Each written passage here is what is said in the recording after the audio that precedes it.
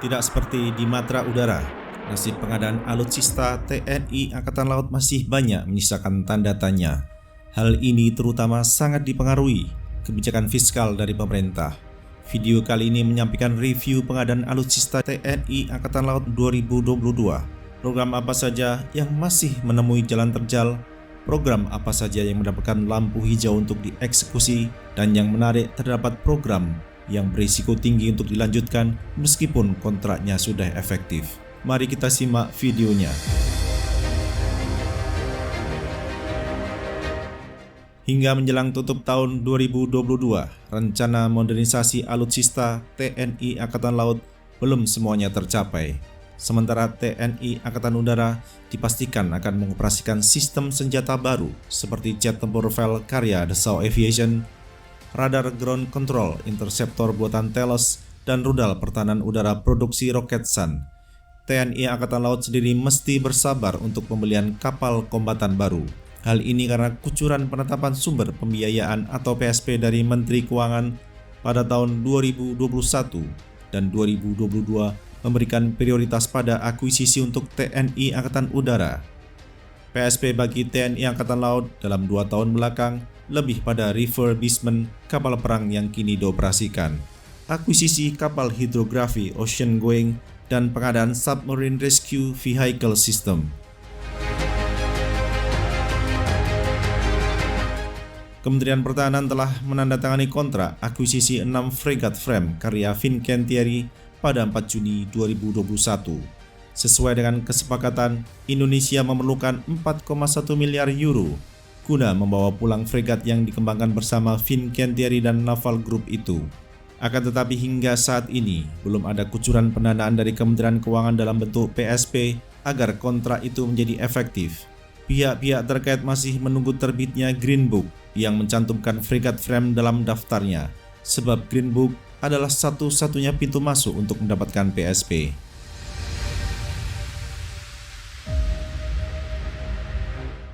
PSP yang dialokasikan untuk program TNI Angkatan Laut pada tahun 2021 dan 2022 lebih difokuskan pada program seperti refurbish kapal perang lama dan baru, akuisisi kapal hidrografi ocean going, dan pengadaan submarine rescue vehicle system.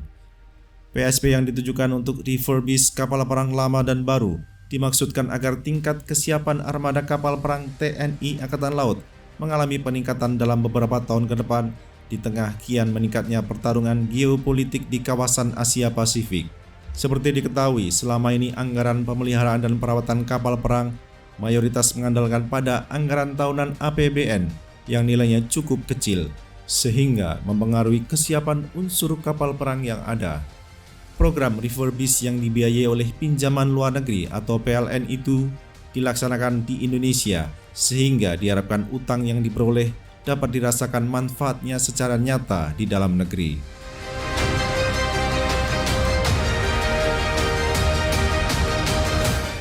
Program lain yang menantikan pula PSP adalah pengadaan kapal selam ocean going, di mana Naval Group bersaing dengan TKMS. Berbeda dengan fregat frame yang sudah mempunyai kontrak belum mendapatkan PSP, kontrak program pembelian kapal selam belum ditandatangani oleh Kementerian Pertahanan. Persaingan antara Naval Group dan TKMS cukup ketat, namun sejauh ini Naval Group memimpin di depan karena sudah menawarkan sejumlah program konkret terkait kemitraan industri apabila Jakarta memutuskan membeli kapal selam kelas Korpen.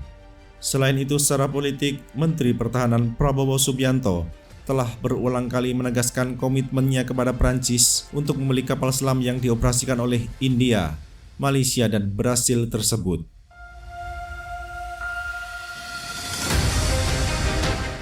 Program fregat frame dan kapal selam ocean going dapat dikatakan sebagai program pengadaan utama bagi TNI Angkatan Laut yang dilaksanakan oleh Kementerian Pertahanan hingga 2024. Sebab fregat frame dan kapal selam ocean going akan memiliki deterrence yang tinggi apabila dimanfaatkan secara optimal. Sebagai contoh, fregat frame tidak hanya akan menjadi kapal perang bagi kepentingan parade dan defile saja, apabila peluncur rudalnya juga diisi dengan peluru kendali dan tidak dibiarkan kosong. Kapal selam ocean going, khususnya Scorpion, akan mempunyai kemampuan yang mematikan sebab dapat meluncurkan torpedo dan rudal anti kapal permukaan dari torpedo tube.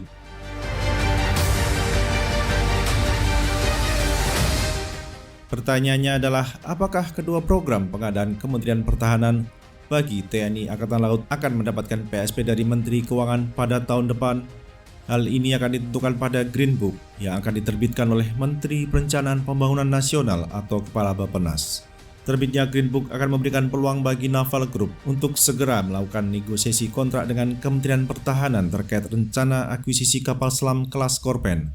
Sementara bagi Fincantieri, tercantumnya program Frigate Frame dalam Green Book akan memberikan kepastian lebih besar bagi penjualan kapal perang yang banyak memakai produk buatan Leonardo itu.